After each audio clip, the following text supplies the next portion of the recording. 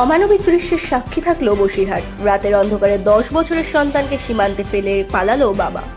উত্তর 24 পরগনার বসিরহাট মহকুমার বসিরহাট থানার গাছা আখারপুর গ্রাম পঞ্চায়েতের ভারত বাংলাদেশ প্রসন্ন কাটি সীমান্তের ঘটনা। বাবা পিন্টু ঘোষ, মা মাধবী ঘোষ। বাড়ি উত্তর 24 পরগনার অশোকনগর থানার কচুয়া গ্রামে। দীর্ঘদিন ধরে পারিবারিক অশান্তির জের এই নিয়ে একাধিকবার দুই পরিবারের মধ্যে সমস্যা মেটানোর জন্য আলোচনা ও প্রশাসনের হস্তক্ষেপ কোনোটাই কাজে আসেনি। ডিভোর্সের মামলা হয় আদালতে বিচারাধীন। বাবা মা নিজের সন্তানকে নিতে অস্বীকার করে।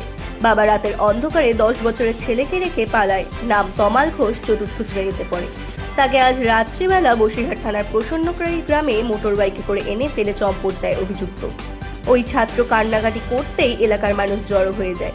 স্বেচ্ছাসেবী সংগঠনের সদস্য বিকাশ দাস 1098 এই টোল ফ্রি নম্বরে ফোন করে পুলিশকে খবর দেয়। ঘটনাস্থলে বসিরহাট থানার পুলিশ এসেছে। বাচ্চাটিকে উদ্ধার করে থানায় নিয়ে গেছে।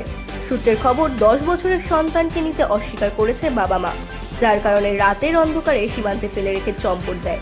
এই অমানবিক দৃশ্য দেখে রীতিমতো চাঞ্চল্য তৈরি হয়। ইতিমধ্যে ওই নাবালকের মুখ থেকে তার বাবা মার ফোন নম্বর, সঠিক ঠিকানা জেনে পরিবারকে খবর দেওয়া হয়েছে।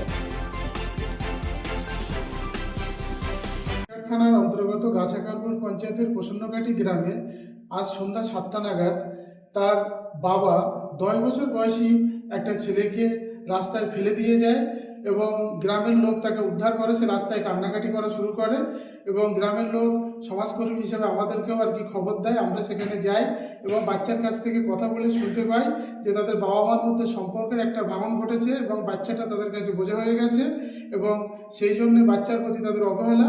এবং তার কাছ থেকে তার বাবার ফোন নাম্বার নিয়ে আমরা ফোন করি, যোগাযোগ করার চেষ্টা করি, বাবার সঙ্গে কথা বলি।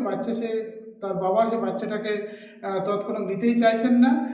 পরবর্তীতে আমরা 1098 কল করি এবং সেখান থেকে পুলিশ আসে। পুলিশের হাতে বাচ্চাটাকে আমরা হ্যান্ডওভার করেছি যাতে বাচ্চাটা একটা সুরক্ষিত জায়গায় থাকতে পারে, সেই মতো আমরা সর্বতোভাবে চেষ্টা করছি। আমার নাম বিকাশ দাস, আমি একজন সমাজকর্মী।